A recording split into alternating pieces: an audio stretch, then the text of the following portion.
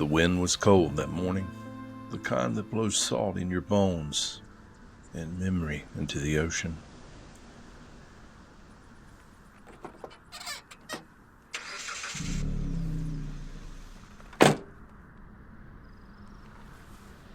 In February of 1977, Elizabeth Turvey Brown, or Betty as her family called her, sat behind the wheel of a red, white, and blue Chevy Vega.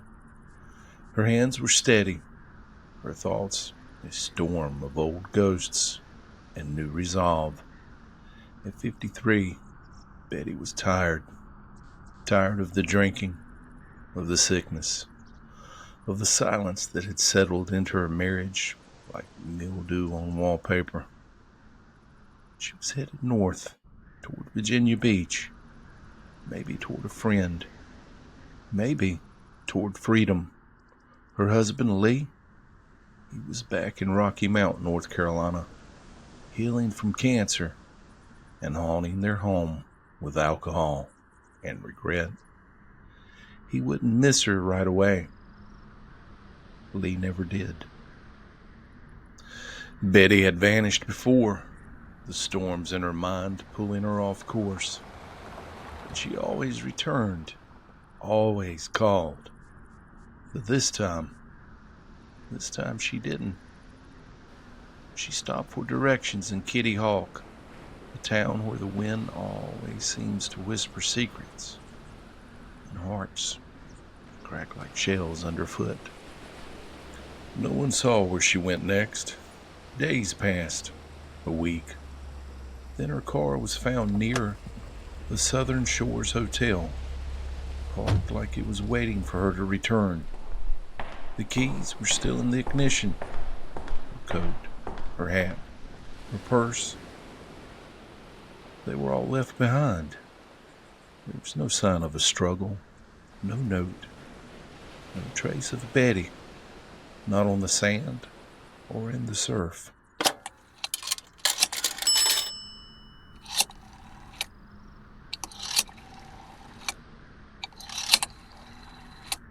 And Lee didn't report her missing right away. When he finally did, it really wasn't officially to the police, but to his neighbor, who just happened to be a Rocky Mount police sergeant.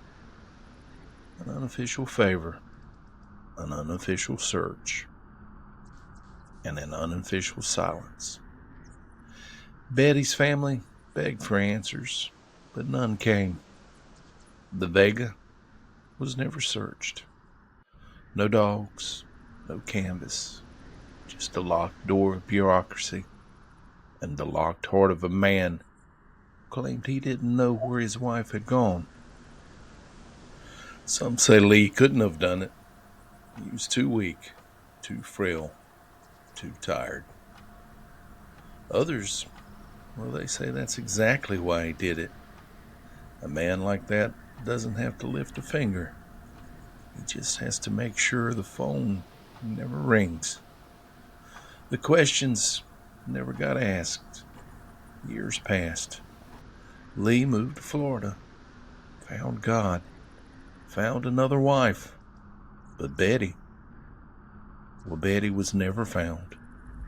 Not in the sound, not in the woods, not anywhere a living soul might wander.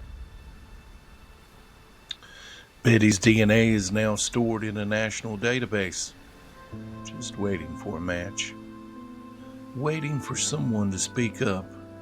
And in Kitty Hawk, the wind still blows across the dunes. Sometimes late at night, folks say you can hear the faint click of high heels on the old pier, a coat fluttering in the breeze, and a woman asking for directions to a place she never reached.